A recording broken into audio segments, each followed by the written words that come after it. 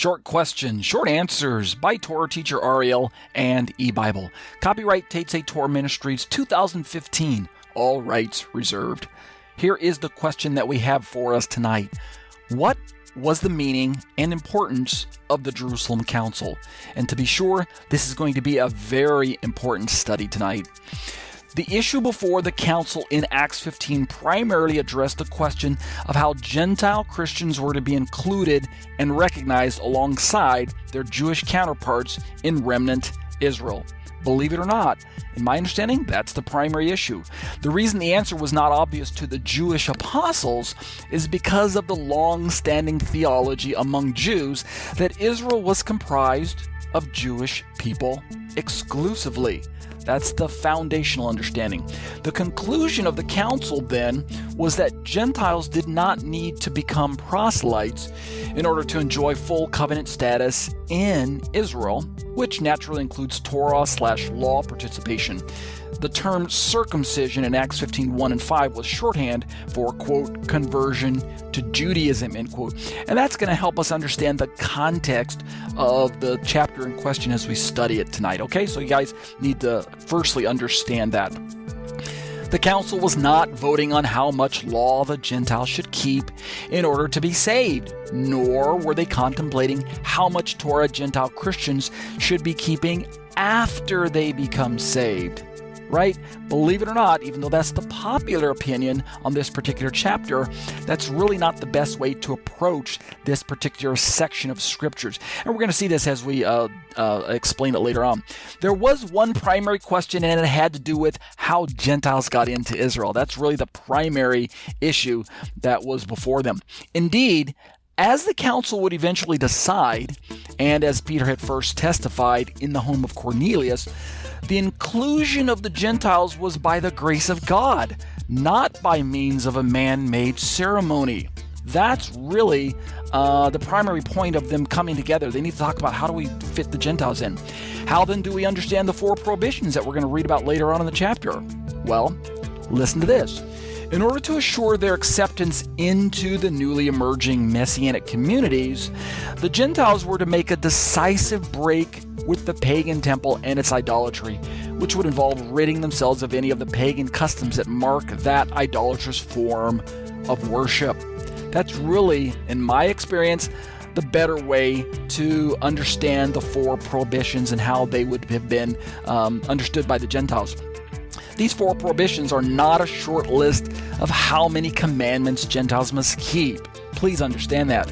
As already pointed out, it was a list designed to promote peace within the Messianic communities. And based on this data, it's imperative then that we understand this central biblical truth. The bringing near of the Gentile believers was not affected through negating the Torah, that is, doing away with circumcision, etc. Right? It wasn't done that way, but through overcoming the rabbinic teaching that required Gentiles to, quote, become Jews, end quote, through becoming proselytes in order to be received into the covenant people of Israel. That was the barrier that they had to cross over, that they had to overcome, that they had to do away with. The gospel message of the apostles proclaimed that, like Abraham of old, covenant membership was based upon faith, not upon the flesh, that is, not upon ethnic status like the Jewish leaders of the first century were teaching. This is such a big issue that we need to work through. Acts 15:21 affirms one law for both Jews and Gentiles to obey, particularly as both groups will learn it in the synagogues every Sabbath day. And we read that, right? Moses is taught every Sabbath day. That's where Jews and Gentiles can learn.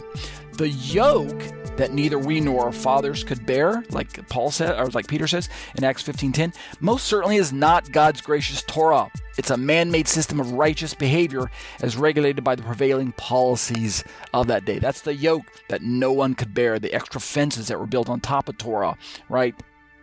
Practically speaking, one Torah theology, quote unquote, believes that God historically gave one covenant document to follow as a way of life for anyone wishing to identify as covenant Israel. Naturally, this would also include those from the nations who have been grafted into remnant Israel. Understand what I mean? The Torah is for Israel. This includes natural as well as remnant Israelites. And that's so important for us. Instead of purporting that the New Testament is for Gentile Christians and that the Torah was or is for Jews only, one law commits both Jews and Gentiles in Yeshua as children of faithful Abraham to follow after the Torah of Moses while retaining our distinctive ethnicities as Jews and Gentiles together in the body of Messiah. I don't think there's a more clear way to say that. Messianic Bible teacher Tim Haig's thoughts are fitting for our conclusion tonight. The mystery of the inclusion of the Gentiles into the covenant people of God was not that the Gentiles would in fact be included, right? For this was actually known since the beginning, read Genesis 12:3, etc. But the manner in which they would be included, namely, not as proselytes, but as fellow heirs and not as a separate group unto themselves. This was the mystery of the gospel, right? That the Gentiles would be blessed with the covenant blessings and that they should worship the one God of Israel was fully spoken of by the prophets. So Israel should have been prepared. They knew that the Gentiles were coming in, but they just didn't know how they would get in. So they created a man-made policy known as the proselyte ceremony, and that was their answer to bringing the Gentiles in. But the exact method, i.e. through the giving of the Spirit who would graft them in, this was only revealed in the apostolic era, at least in its fullness. That was why they were so confused as Jewish leaders. Why are these Gentiles coming to God as Gentiles? You know, what's going on? So that's how we're going to help better understand the passage. Even Peter himself was amazed that the Spirit was given to the Gentiles in the same manner as he was given to the Jewish believers in Acts 11:15, right? Go back and read Acts 10 and 11 together and keep that in mind as you're reading through Acts 15 that Peter's already gone through that experience. Check out my podcasts, which are available on iTunes. You can search for me in the store under the search term Ariel Hanavi. But if you prefer to watch your theology, check out my YouTube channel, subscribe to my YouTube channel, and click the bell for notifications. New content is added weekly or even daily.